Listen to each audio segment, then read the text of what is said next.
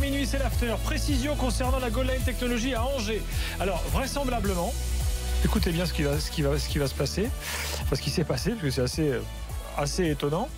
C'est nos envoyés spéciaux là, à Angers qui nous l'expliquent. Il y a eu en première mi-temps une tête d'un Angevin. Le ballon n'est pas rentré et la montre de l'arbitre a vibré. Donc, à tort. Ouais. Et là, vraisemblablement, les arbitres excédés par la goal line ont décidé de désactiver le système pour la deuxième mi-temps. C'est-à-dire que là, c'est les arbitres qui ont fait un rejet en disant ça a déjà été, ça a déjà été fait. Votre ça. truc, ça marche pas. Oui, récemment, ils ont mis les montres à la poubelle aussi. On le dégage. Ça a été le cas. C'est à 3, je crois. Là, on atteint un point de non-retour sur. Attention, c'est pas la goal line à remettre en question, c'est la société qui le fait en France. C'est une catastrophe intégrale.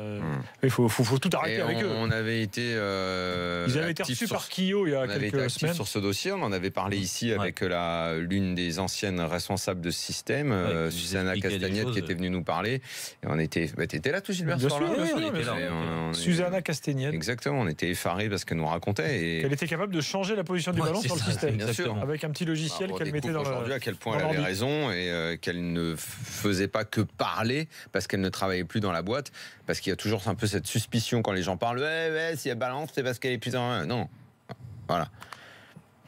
C'était pour dire des choses vraies. On aura sans doute des suites sur la goal line et des explications demain. Je n'ai pas vu une image du match. À part la percée du Bolivien et la passe pour le but, c'est tout ce que j'ai vu, moi. Mais Adrien, lui, a regardé attentivement au 32-16. Salut Adrien. J'ai vu juste la passe du Bolivien. Bonsoir l'after, bonsoir Gilbert, bonsoir Jérôme, puis bonsoir Daniel. Et bonne année. Salut, aussi. Est-ce que tu t'attendais à te retrouver mi-janvier, 7e de Ligue 1 et demi-finaliste de Coupe de la Ligue? Pas du tout. Honnêtement, surtout après le début de saison compliqué qu'on a eu, moi je m'attendais déjà à ce qu'on joue le maintien. Néanmoins, je pensais quand même qu'on ferait quelque chose en coupe parce qu'on a une équipe qui est solide et qui prend très très très peu de buts. Donc déjà en coupe, ça fait la différence. Et moi je me suis dit c'était peut-être l'année ou jamais pour faire quelque chose en coupe. Et voilà, notre aventure continue et demi-finale, c'est même si c'est pas la coupe que je préfère, je préfère être en demi-finale de Coupe de France, mais c'est plus long. Ça c'est dans longtemps ça. Voilà, et puis c'est pas sûr que voilà on continue, qu'on aille jusqu'en demi, mais en tout cas voilà, on a une demi-finale de Coupe de la Ligue. Le deuxième X, c'est que on joue notre bête noire à Monaco. Donc là c'est quelque chose qui est vraiment. Quand j'ai vu ça, je me suis dit c'est pas possible. Le sort il continue quoi, parce que Monaco on n'arrive pas à les battre et c'est boule chaude. Hein. Ouais, mais Jérôme, j'aime pas ça moi. Et tu l'as annoncé en plus donc. Je l'ai annoncé, ouais. Comme quoi. Et bon, en plus t'es l'une de mes idoles et quand je te voyais à Monaco déborder de côté gauche, je peux te dire qu'à l'époque je tremblais un peu. Mais c'est. De toute façon, ne va pas croire les élucubrations boule froide, boule chaude quand même, Adrien. Non, mais on a annoncé le tirage avant. On annonce le tirage, j'étais pas content. Tous les tirages sont truqués, on les annonce toujours avant. Cela dit, j'ai reçu au moins une dizaine de messages depuis tout à l'heure, mais quand même, il n'y a jamais de Monaco PSG en demi-finale. On l'avait annoncé. Non. En tout cas, il y en a eu un en demi de Coupe de France il n'y a pas longtemps, l'année dernière. Paris a gagné largement. Oui, mais là, c'était fait exprès parce qu'on savait que Monaco jouerait avec l'équipe D. Ah oui. Ils avaient fait jouer les jeunes. Ils avaient pris 5-0 là. Donc, c'est pour ça. Non, mais par contre, on le savait avant le tirage. Pour parler de Vassiliev avait appelé la Fédé et donc ils avaient truqué pour éliminer ce match très vite. Voilà, non, mais pour parler de Montpellier, pour mettre en avant avec Adrien Montpellier, moi je suis d'accord avec lui. C'est vrai que c'est la stratégie de Der Zakarian avant tout, c'était de retrouver une solidité après un mauvais début de saison. Ils l'ont retrouvé avec cette défense à 5. Mais quand tu joues à 5 avec Roussillon d'un côté et Aguilar de l'autre qui t'anime les côtés, ça rend par moment un Montpellier assez spectaculaire qui va vers l'avant, à l'image du but de Montpellier ce soir avec ce débordement d'Aguilar.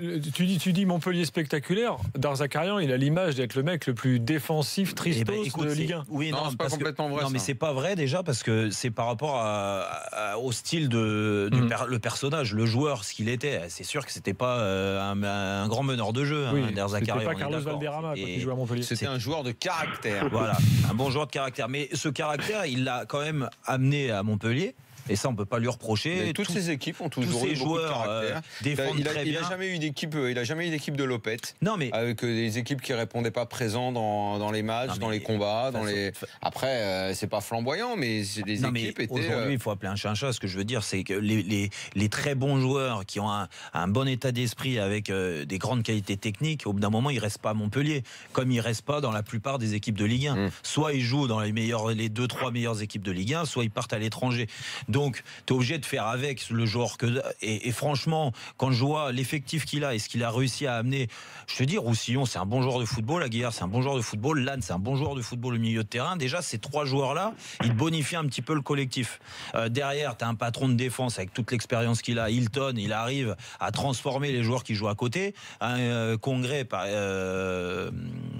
on le reconnaît pas forcément parce que il est dur sur l'homme, il fait ses matchs alors qu'au bout d'un moment il était quand même décrié et puis après devant il a des attaquants qui manquent par moment de réalisme, mais c'est une équipe qui est solide, hein, franchement. Moi je suis d'accord avec Adrien, c'est une vraie équipe de coupe. Et peut-être que le tirage n'est pas favorable en effet, mais que ça soit Coupe de Ligue ou Coupe de France, peut-être qu'il y aura une bonne surprise. Adrien. Oui. Un truc à rajouter ? La bonne surprise. Mais bien sûr. Peut-être que de toute façon, moi j'avais dit Michel Dardacarian, il est là pour péter les chats noirs. On allait gagner à Bordeaux, ça faisait depuis 2002 qu'on n'avait pas gagné. Voilà. On allait gagner à Saint-Etienne depuis 94. On est à 2. Monaco, on ramène un nul. On aurait pu peut-être même faire mieux. Peut-être que samedi on va gagner Monaco, j'en sais rien, mais déjà si Monaco, ils vont nous vouloir aller en finale, ils ont plus de Coupe d'Europe, ça va être très compliqué, mais je sais pas, on peut aller les choper au tir au but. Et Bastia avait gagné Monaco au tir au but il y a de ça 2 ans, je crois, 2-3 ans, et moi je pense que c'est possible, mais c'est pas encore. Après, je voulais rajouter quelque chose. Roland, toute la semaine, il nous a fait des trucs sur la Coupe de la Ligue, c'était magique. Comme quoi, il nous a refait que la Coupe de la Ligue au mois d'avril, avant la fin du championnat, c'est n'importe quoi. En tout cas, il m'a fait rire. Il l'a refait quand, ça il l'a refait avec... Dès que la Coupe de la Ligue arrive, ça part tout seul. Il l'a refait le lundi avec, je crois que c'était dans le team du gars. C'était un grand moment, franchement. Chaque année, le numéro, il le maîtrise bien. La Coupe de la Ligue. Mais le pire, c'est que... C'est un de ses meilleurs sketchs. Oui. Et je voulais rajouter aussi que c'est grâce à vous que je suis en anti-vidéo. Merci Daniel, merci Gilbert. Il n'y a pas de mal, mon vieux. Merci, sur la bonne voie, tout va bien. Ta lucidité t'honore. Mais tu sais, tout le monde regarde. Eric Dimeco, Joël Quignou, Jean-Michel Larquet. Est beaucoup plus nuancé qu'il pouvait l'être il y a quelques temps. Il a beaucoup évolué. Dugas, moi je l'ai connu, mais je me souviens, on avait fait un bouquin ensemble en 2008, mais c'était vidéo 100%. Et puis on regarde, et l'intelligence, quand on se pose et qu'on réfléchit, tout va bien. Non, c'est parce que ça, c'est encore une fois, c'est le vécu du terrain, les traumatismes qu'il y a pu avoir avant chez certains joueurs, on l'a tous vécu d'un moment. Où tu crois, tu dis s'il y avait eu ça, la vidéo, on se fait pas enfler là, et puis voilà. Sauf que tu te rends compte que c'est compliqué dans le foot de la mettre en place. Il y a un truc dans le discours des clubs d'ailleurs sur ce thème de la vidéo qui a du mal à bouger. Moi, pour avoir parlé encore aujourd'hui avec un dirigeant, il te dit mais tu te rends pas compte les investissements qu'il y a aujourd'hui, on peut plus se permettre. Non. Et ça, c'est un discours quand même qui revient de façon assez récurrente sur aujourd'hui, c'est plus possible d'accepter qu'un mec extérieur te plombe parce qu'il a fait une erreur. C'est sûr qu'il y a 20 ans, c'était pas les investissements, l'argent dans le football vient d'arriver. T'étais pas au courant, l'argent du football, c'est maintenant. Parce qu'il y a 10 ans, 20 ans, 30 ans, il n'y avait pas d'argent dans le foot. Et c'était pas du tout une cata si t'arrivais à te faire enfler. Non, pas du tout. Je te rassure. Mais franchement, tu sais, quand les gens savent plus quoi dire, à notre époque, on jouait, c'était pour le plaisir, la passion. Oui, toi, l'argent. Évidemment, toi, t'avais pas. Non, mais c'est clair. Avec ce jamais. Que tu touchais en plus. Franchement. Moi, je négociais même pas. Merci en tout cas. Je signe ce que vous voulez. Manger de la viande une fois par semaine. À bientôt. Salut Adrien. Pas de soucis, merci, au revoir. Salut Adrien. Alors, j'ai 2-3 petites infos à vous donner, mais d'abord une annonce importante. Officielle. Écoutez bien.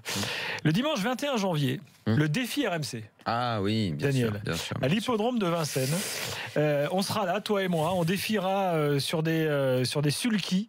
Eric Brunet, Brahim Asloum, Lionel On sera Charbonnier. chacun dans une charrette ou Sarah on a un Pitkowski, pro Alain avec nous Marchal. Et Ils toi, seront avec tous Lionel là. Charbonnier, qui est très bon. Mais non, mais on sera chacun avec un jockey professionnel. Il est jockey, Charbonnier. Ah, non on est avec un jockey. Mais Lionel Ah, j'ai eu peur parce que moi j'avais Lionel les jetons, Charbonnier je est savais pas pas jockey faire ça moi. Hein Et pas jockey, Lionel Charbonnier. Non, il a les chevaux, mais il est jockey. Non, il est pas Non, jockey. non, il a des chevaux, mais voilà. Alors, si vous voulez, vous aussi, nous affronter lors de cette course, vous avez jusqu'à vendredi. Vous envoyez le mot cheval au 7 32 16 par Non, mais SMS. qu'est-ce que c'est que ça Et vous pouvez venir nous affronter. Non, mais- Donc n'hésitez pas. Mais je sais pas, je vais faire un sketch. Il y aura tous les gens, tous les présentateurs d'RMC, quelques vedettes. Donc tout ça à télécharger sur rmc.fr. Il y a des invitations en ligne d'ailleurs. Donc c'est le défi RMC le 21 janvier prochain. Et donc vous êtes, à Vincennes. vous êtes tous avec un jockey Ouais. professionnel. T'es pas là toi, t'as pas de jockey? Je suis en Angleterre, je fais les matchs. Ah oui. C'est con parce que franchement, moi je serais Tant pis. Ça me vient les Non mais carnations. conseille-nous, c'est qui le meilleur? jockey. On veut les meilleurs nous. Jockey, tu prends Bazir. Et Soumillon, il n'existe plus? Mais non, Il Soumillon. fait pas ça, Soumillon. Il fait. Ah ouais, ça, il fait du galop. vrai cheval, lui, il fait pas la charrette. Non, mais Nivard, il est pas dans la charrette. Prends Nivard. Nivard, il fait charrette? Ouais. Il fait les deux alors. Non, fait que charrette. Non, mais oui. Alors, Mais deux, trois on va infos pour prendre conclure. Les gars, D'accord. s'il vous plaît. Jean-Michel Aulas, aujourd'hui, s'est Ils sont pas à la exprimé. taille du jockey, toi. Alors, Non, mais c'était Non, c'est pas beaucoup le plus poids, petit. pas le poids, mais Jean-Michel Aulas s'est exprimé. Écoutez-moi, affaire des fumigènes. Rappelez-vous quand Jean-Michel Aulas, pour l'anniversaire des celui qui est Bad avec Gold, Jean-Louis Tour, il est mal barré, il va pas gagner. il vient pas, Jean-Louis, t'inquiète.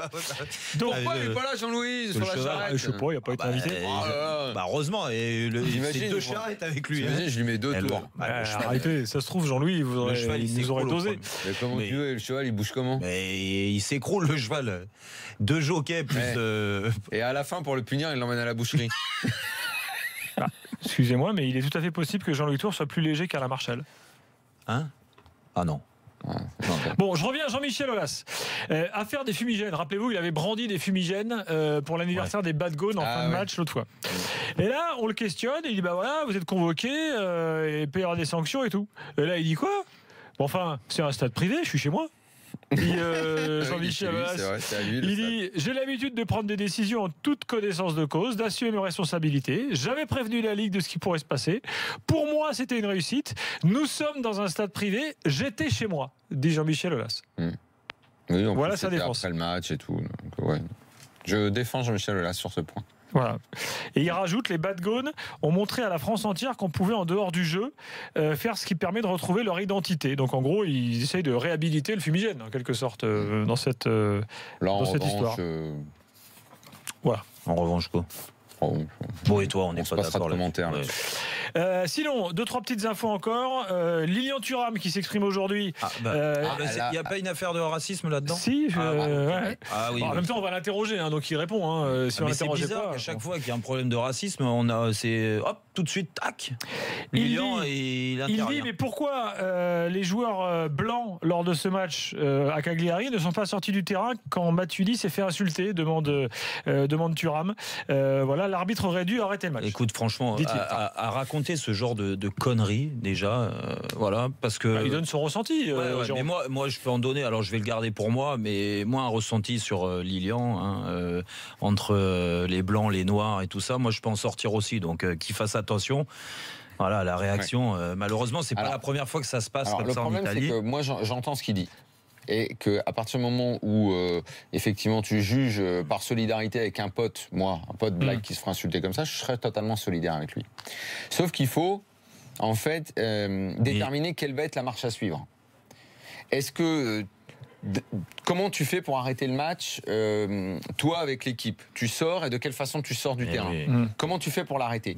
Si on met en place tout un protocole pour dire... Un protocole pourrait être, si ça se reproduit, on se réunit l'équipe et on sort collectivement du crois- terrain mais en le décidant problème- d'arrêter. Mais tu Par crois exemple. que les blancs Par ou exemple, les ça ne va blacks pas qui être sont comme avec ça. Blaise, bien sûr, qui sont tous solidaires. Évidemment. Je veux dire, Mais et ça les va pas joueurs, être comme et les ça. joueurs adverses Parce que aussi. tu auras toujours l'impression de donner trop d'importance à ceux qui le font. Donc tu te tourneras vers ceux sur qui doit peser cette responsabilité, qui est l'ensemble du football italien et des instances, pour que ça cesse. Et ça ne cessera pas, ou alors, pourquoi pas, hein, si les instances ne font pas ce qu'il faut, que ça cesse de cette façon. Mais je ne suis pas sûr qu'ils feront cesser les chants de ces abrutis. Mais je crois pas, que ça fait des années que ça dure, et Balotelli il le disait lui-même. Après, pour Thuram, qui sur ces dossiers... Rapidement, Daniel, on peut y revenir demain, parce que regarde, le chrono est fini. Moi, je me souviens très bien du dossier, parce que lui, l'Italie, si vous le désirez, on le fera demain. Lui, l'Italie, il l'a fréquenté très longtemps. Ouais, on pourra dire des choses. Et il n'a jamais rien fait quand il était sur le terrain. Je me souviens très bien lui avoir posé la question quand il était à la Juve. A-t-il été victime d'insultes racistes quand il était à part? Je me souviens très bien lui avoir... à l'époque, ça existait. Je peux te dire que ça existait. Et lui, c'était l'époque Lazio Mihajlovic. Tu sais, qui avait salué la tribune du chef de guerre serbe, machin, ça. Exactement. Dit, pourquoi t'es pas sorti du terrain? Lui-même ne l'avait pas fait. Pourquoi tu acceptes d'affronter ce mec-là? Les gars, c'est un sujet qui est un sujet... Prends déjà tes responsabilités, toi, parce que lui, en fait, une fois qu'il a quitté, il s'est mis à donner des leçons à tout le monde. Exactement. Il y était c'est ça qui me dérange, moi, en fait. Mais c'est ça qui est, on pourra y revenir. chez lui. Et pourquoi pas passer un coup de fil à Elliot Thuram s'il veut bien nous répondre. L'after demain sera là à 22h. Changé après. Avec du mercato également au programme, puisque Bruno Sapin sera avec nous demain soir. Se taire et faire le petit soldat, il disait rien. Rennes PSG, Monaco Montpellier, ce sont les affiches des demi-finales demain 22h dans l'after. Bonne nuit à tous.